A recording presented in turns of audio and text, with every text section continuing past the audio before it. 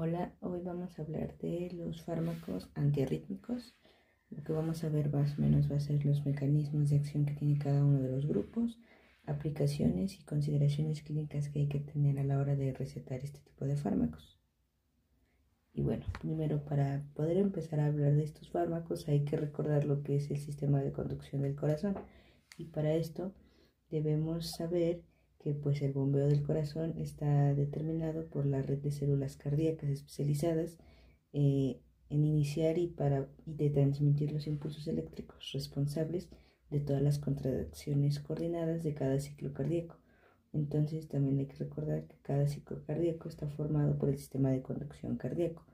Este está formado por el nodo sinoauricular o el nodo sinusal, también conocido como marcapasos natural del corazón, el que hace que tengamos latidos de alrededor de 60 a 100 latidos por minuto. Luego tenemos al nodo auriculoventricular o el nódulo AB, el cual es el que permite el retraso del impulso que viene del nodo sinusal para permitir la contracción auricular antes que la contracción ventricular. Y por último tenemos a las de His y las fibras de Purkinje, las cuales los dos van a ayudar a la distribución del impulso de los atrios a los ventrículos. Luego, entonces, para esto, bueno, vamos a regresar un poco. Todo esto va a comenzar con señales eléctricas que vienen del nodo sinusal, lo que va a permitir que las aurículas se despolaricen, y entonces lo que se va en el electro va a ser el registro como la onda P. Después ese impulso va a descender hacia el nodo AB, que es este, por medio de los haces internodales, están, lo que permite el retraso fisiológico representado en el electro como el segmento PR. Y por último tenemos el impulso que es distribuido pues a las demás áreas del corazón por medio de las de His, de las ramas de Purkinje, de sus ramas, de toda la red, permitiendo así la despolarización de todos los ventrículos, siendo esto representado en el electro como el complejo QRS. Y bueno, ahora sí, para pasar a las células, que pues son las encargadas de todo este mecanismo de conducción. Entonces, este mecanismo ya dijimos que está formado por células encargadas de generar un potencial de acción por sí mismas. ¿Esto qué quiere decir? Que entonces ellas mismas generan una autoexcitación, lo cual va a hacer que se inicie el impulso eléctrico. Entonces, estas células son conocidas como células nodales. Estas están presentes en el nodo sinusal y en el nodo AB, y para después este impulso pues pueda ser transmitido a las células cercanas o a las células de conducción, ya sean las que son como las de His o las fibras de Purkinje. Estas no van a generar ningún potencial, simplemente ese impulso eléctrico que ya generaron las células nodales van a ser conducidas, es como el cable que está aquí, solo conducen, no generan. Y pues aunque todas las partes tienen la capacidad de generar pues potenciales de acción y contracciones cardíacas, hay que recordar que el nodo sinusal es el principal iniciador y regulador pues de este impulso eléctrico en un corazón sano. Entonces, ¿por qué? Pues porque este nodo es el primero en alcanzar el umbral para poder marcar el ritmo del corazón. Entonces por eso es que se le conoce como el marcapasos fisiológico. Entonces, pero en ciertas ocasiones, cuando este nódulo falla, tenemos como el respaldo de las demás partes del conducto, y algunas fibras como el del nódulo AB o incluso las de Purkinje o las de His podrían acelerar su ritmo para poder volverse un marcapaso secundario y poder restablecer o compensar la falla del nodo principal. Y por último, pues ya tenemos a las células contráctiles, que son pues, las más famosas, o las células musculares. Son las que reciben el impulso y se contraen de manera sincrónica, dando como resultado pues el corazón. Bueno, digo, el latido del corazón. Después hay que recordar un poco lo que es el potencial de acción. Bueno, entonces vamos a empezar pues con lo que es la electrofisiología de cardíaca. Para esto entonces vamos a recordar que, pues ya como dijimos, tenemos la parte que es de la célula nodal y de la célula contráctil. ¿Por qué? Pues porque no tienen la misma automatización, cada una, no automatización, sino no tienen su electrofisiología es diferente dependiendo de qué tipo de célula estemos hablando, gracias a la automatización que presentan las nodales y las que no presentan las contráctiles. Entonces, para esto vamos a empezar con la célula nodal, la cual pues podemos recordar que tiene su inicio con un valor de menos 60 que está aquí. Y para llegar a la despolarización, una despolarización inicial, vamos a llamarla una fase de despolarización lenta, va a entrar lo que es sodio por este canal, por los canales HCN. Aquí va a entrar sodio de forma lenta, porque ya dijimos que es una despolarización lenta, y también va a entrar calcio por estos canales, que son los canales de calcio tipo T, y este proceso lo vamos a llamar lo que es la fase 4, que empiece a subir, a subir, a subir de forma lenta. Entonces, con esta despolarización lenta, vamos a llegar al umbral, que aquí está, este es el umbral de menos 40 milivoltios, y es aquí, déjenme borrar esto por aquí, y ahora es aquí, cuando llegamos a estos menos 40, donde los canales de calcio tipo L, estos que están acá, se van a abrir para dar entrada de una forma potente, por así decirlo. Va a entrar demasiado calcio al interior de la célula para poder entonces tener una despolarización rápida, para poder así llegar rápidamente al valor de los 10 milivoltios. Y entonces es aquí cuando vamos a entrar a la fase 0. Donde tenemos este rápido ingreso de calcio y va a hacer que nuestro potencial aún así suba aún más rápido. Ahora es cuando entonces llegamos a este punto, aquí, vamos a liberar el impulso que estábamos formando y entonces se va a cerrar de golpe los canales de calcio tipo L, o sea, se cierran, para entonces podamos dar paso a los canales de potasio dependientes de voltaje, porque pues ya generamos el voltaje aquí. Entonces se van a abrir y vamos a hacer que el potasio se salga. Y entonces al hacer esto vamos a poder repolarizar a las células para que regresen a su fase inicial de menos 60 en reposo. Y es aquí donde ya nos conocemos como la fase 3. Y entonces es cuando se va a empezar a otra vez a repetir y a repetir y a repetir. Bueno, y entonces en estas células, para llegar a su despolarización, lo que vamos a hacer es que, y entonces, pues como vemos, en esta célula, las células nodales, no va a existir ni la fase 1 ni la fase 2, como lo vamos a ver que sí existen en la célula contráctil. Entonces, empecemos ahora con la célula contráctil. La célula contráctil, a diferencia de la nodal, vamos a ver que su potencial de acción va a iniciar un poco más arriba y también necesita estar aún más niveles de reposo más bajos. Vimos que acá está en menos 60, en el caso de la contráctil vamos a estar a menos 90 milivoltios, debido a que aquí tenemos constantemente, gracias al canal KIR, una fuga constante de potasio. Entonces va a permitir que nuestra célula esté en niveles más negativos, por así decirlo. Aquí es como lo vamos a llamar como fase 4. Entonces, para que esta célula pueda llegar a una despolarización, vamos a usar parte de los iones que ingresaron de la célula nodal. Entonces teníamos que acá entró sodio, entró calcio.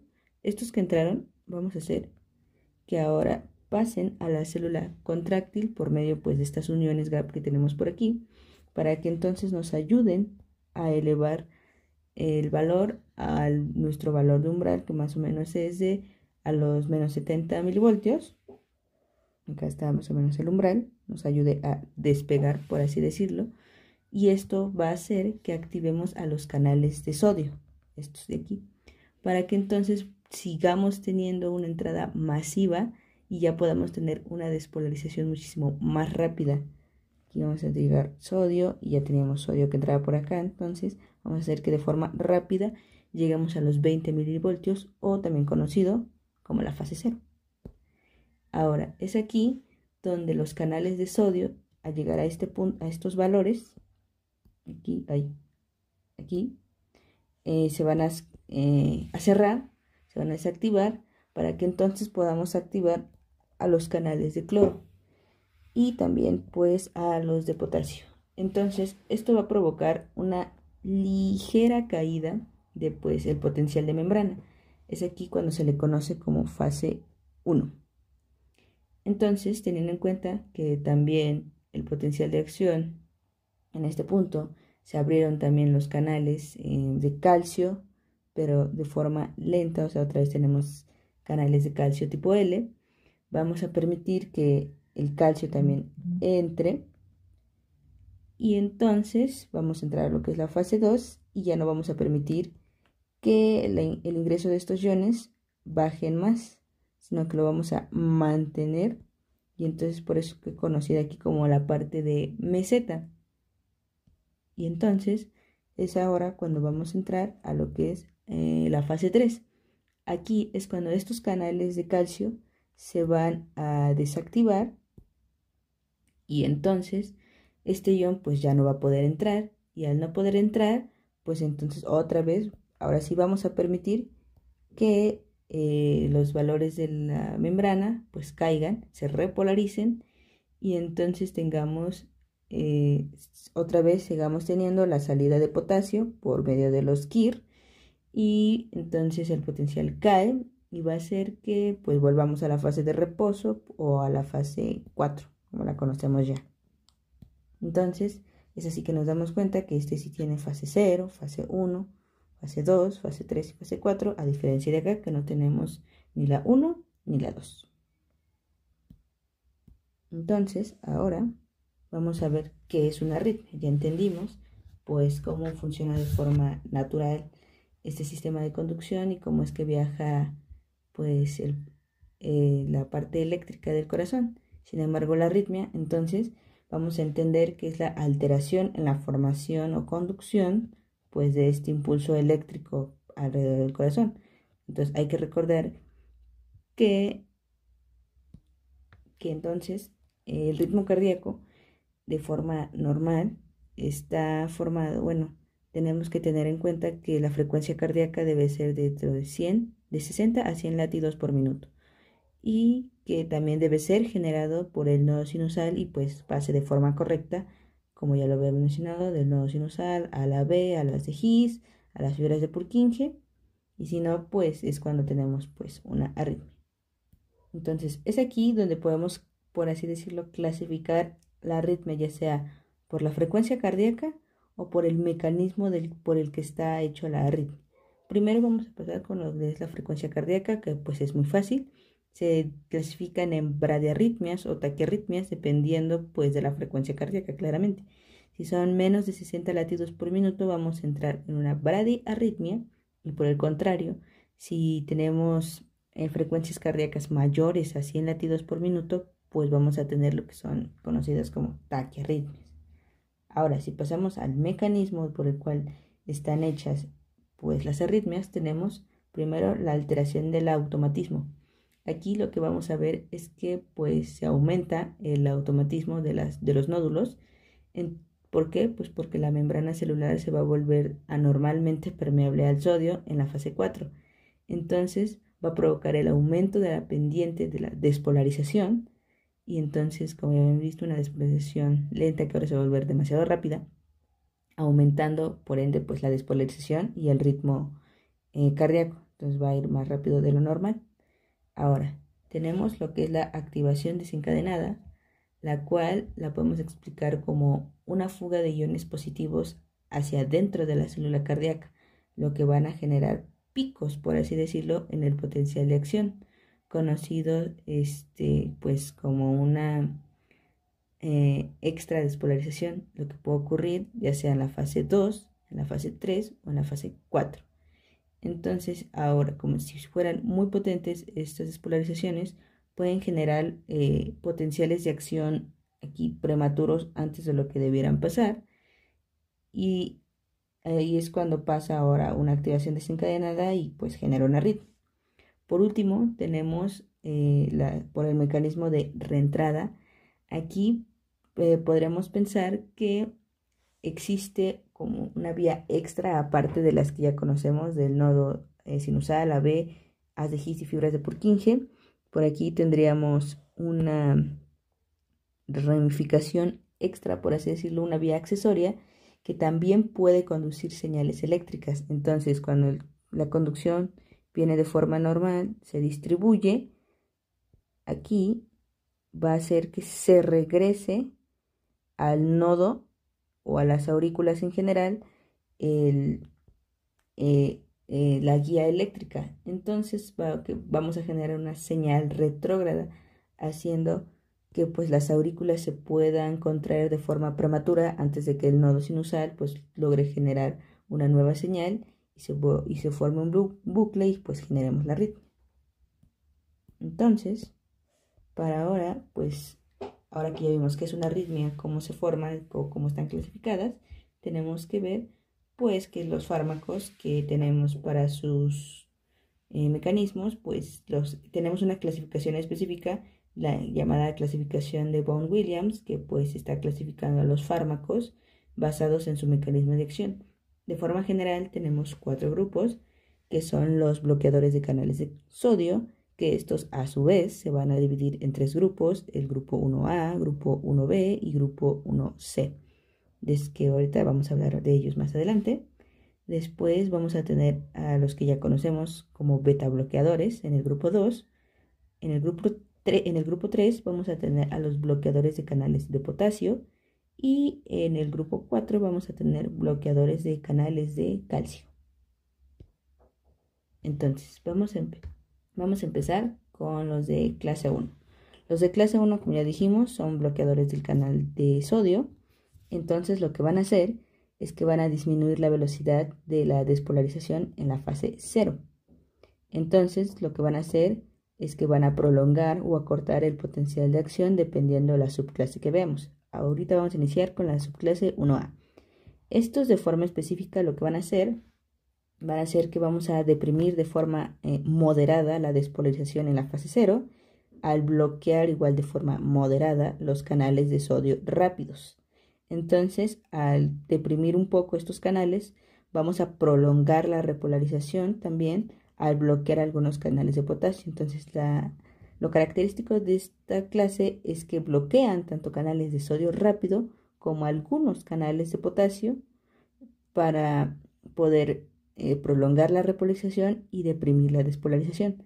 Entonces, esto va a provocar que se aumente la duración del potencial de acción y que también aumentemos el periodo refractario. En este grupo de fármacos vamos a encontrar lo que es la quinidina, la procainamida y la disopiramida.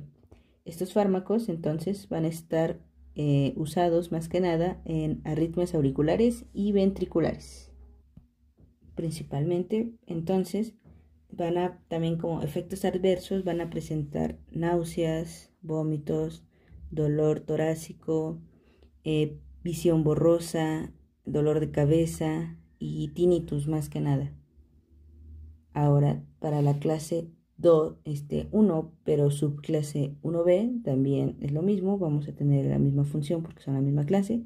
Sin embargo, estos van a tener un efecto débil en la despolarización de la fase 0, debido pues a que bloquean de forma mínima los canales de sodio rápido.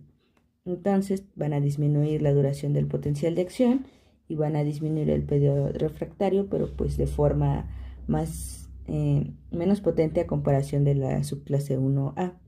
Entonces, pues más que nada estos son usados en arritmias ventriculares, especialmente como cuidado para alguien que está postinfarto, y como efectos adversos van a presentar náuseas, vómitos y convulsiones, en algunos casos, no siempre. Y en este grupo de fármacos vamos a tener lo que es la lidocaína, y esta tiene toxicidad en el sistema nervioso central, por eso las convulsiones. Y por otro lado tenemos a la mexiletina. Ahora, por último, en la última subclase del grupo 1 tenemos a la 1C, los cuales son unos potentes bloqueadores de los canales de sodio rápido. Entonces, lo que van a hacer pues, es que van a deprimir de forma notable la despolarización de la fase 0.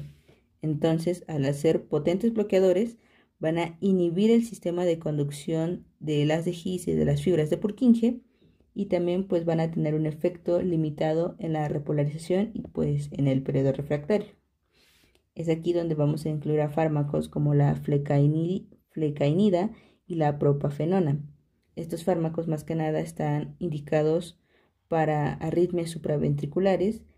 Sin embargo, estos principalmente, pero en general ambos grupos, los tres grupos, pueden causar arritmias en corazones estructuralmente dañados. Entonces, los tres subgrupos son potenciales arritmogénicos, a pesar de que pensemos de que queremos contrarrestar las arritmias. Entonces tenemos que estudiar bien si está indicado o no para el tipo de arritmia que tenga el paciente. Entonces, ahora pasemos a las clase 2.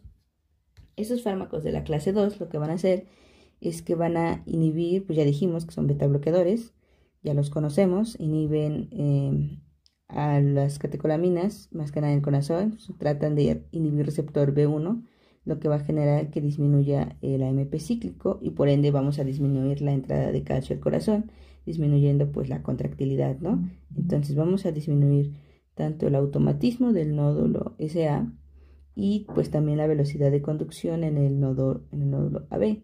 Entonces, más que nada, podemos ocasionar bradicardias y broncoespasmos, ya que pues estamos impidiendo la acción de las catecolaminas. Entonces dijimos que disminuye la frecuencia cardíaca y va a disminuir la contractilidad. Es aquí donde entran fármacos como lo es el metoprolol, esmolol, propanolol y atenolol.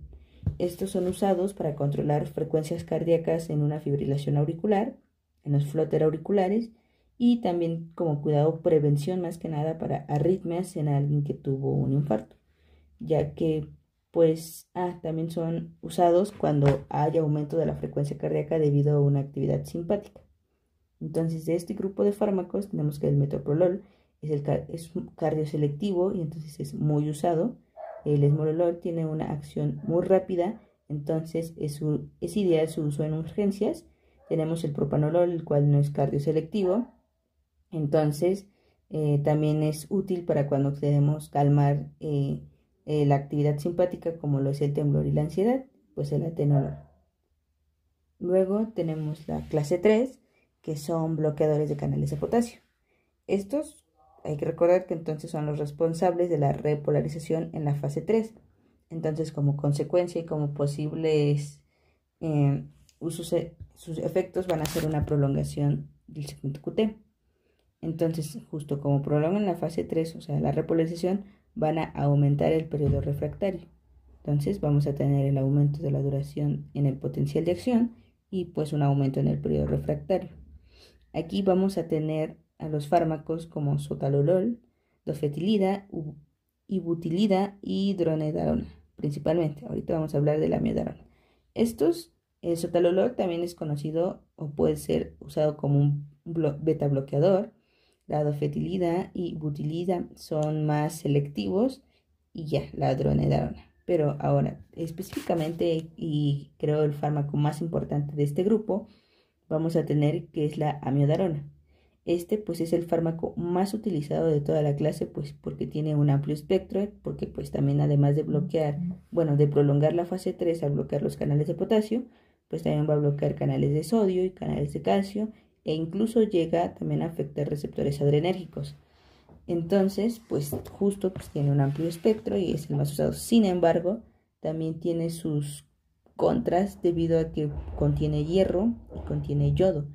Esto va a hacer que pues tengamos bastantes efectos adversos, como es una fibrosis pulmonar, como daño en el sistema nervioso, vamos a tener toxicidad hepática, vamos a tener microdepósitos en la córnea y justo al contener yodo podemos hacer una disfunción tiroidea provocando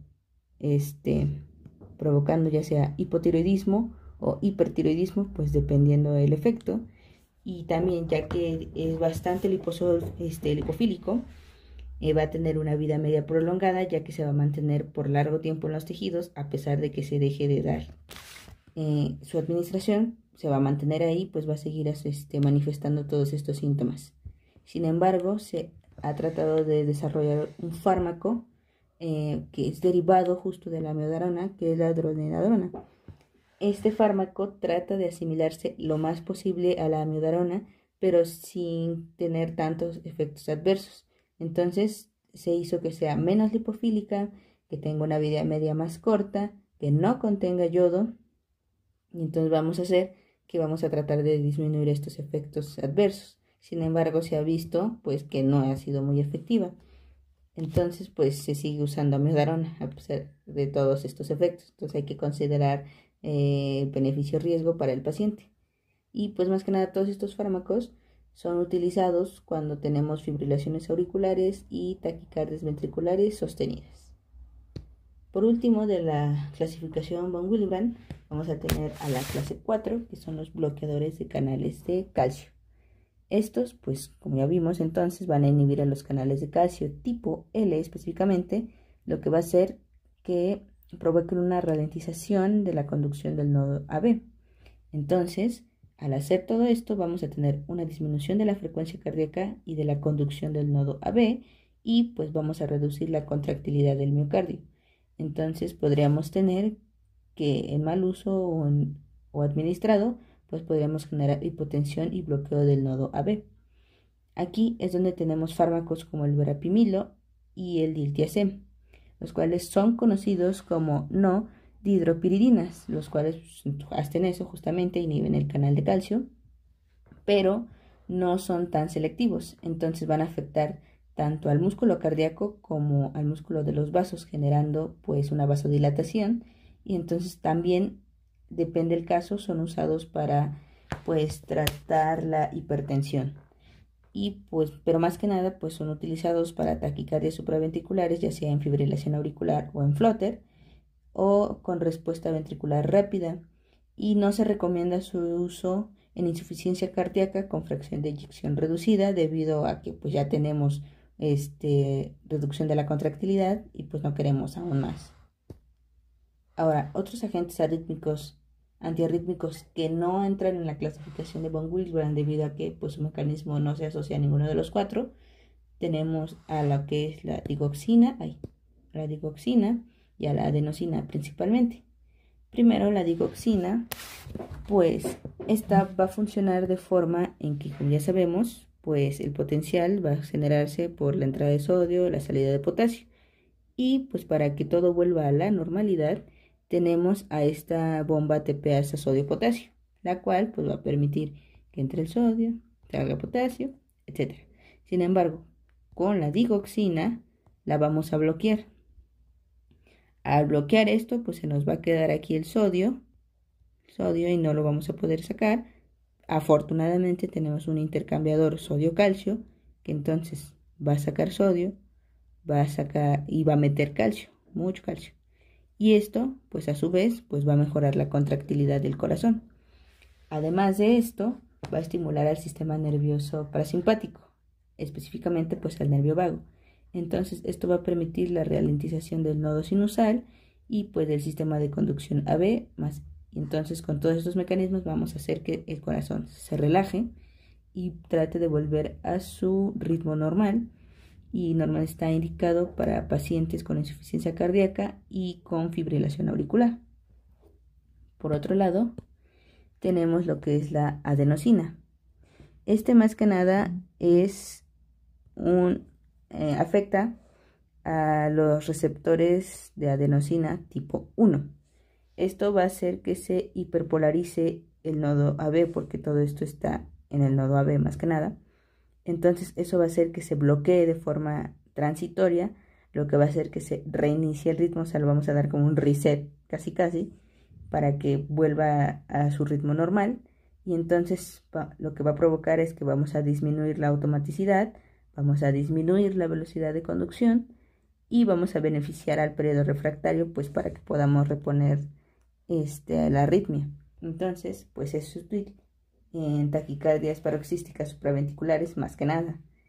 Sin embargo, la adenosina, al ser un poco tóxica, puede generar dolor torácico, rubor e hipotensión. Entonces también hay que valorar pues su uso en los pacientes.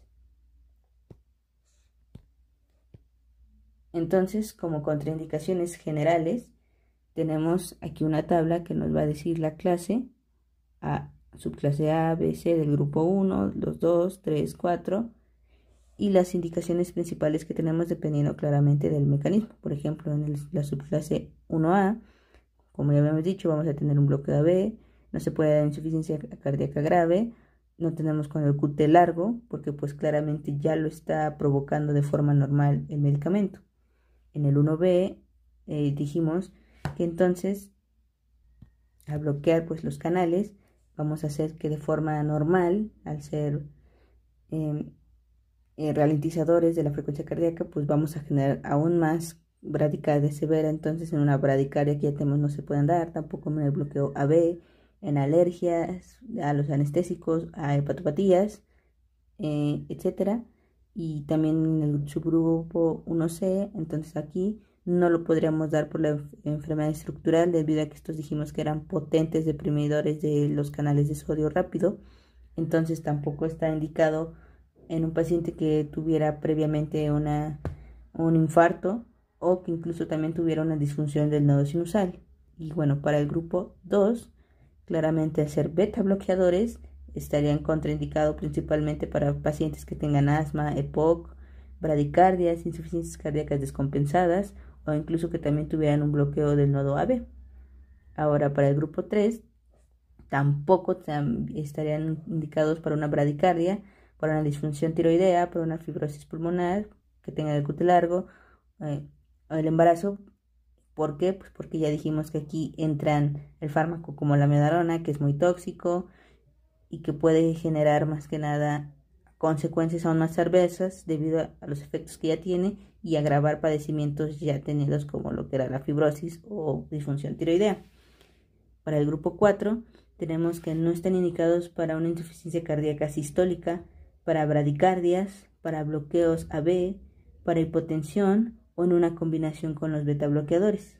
Debido a que entonces ya disminuían la contractilidad y la frecuencia cardíaca, entonces llevaríamos al paciente a todavía una hipotensión mayor, generando incluso un paro, entonces por eso no están indicados. Y ya en las otras clases que no entran en la de von Willebrand, que es la adenosina y la digoxina, la adenosina puede ser igual tóxica y por sus efectos adversos, no estaría indicada en asma, en bloqueos auriculoventriculares, en el nodo sinusal enfermo o afectado o alguna interacción con la teofilina o cafeína. Y ya por último, la digoxina pues no estaría indicada para cuando tenemos una bradicardia severa, cuando tengamos el síndrome de Wolff-Parkinson-White, ya que puede acelerar la conducción pues por la vía accesoria, que de la que hablamos anteriormente, lo que podría generar una fibrilación ventricular, pues afectando aún más al paciente.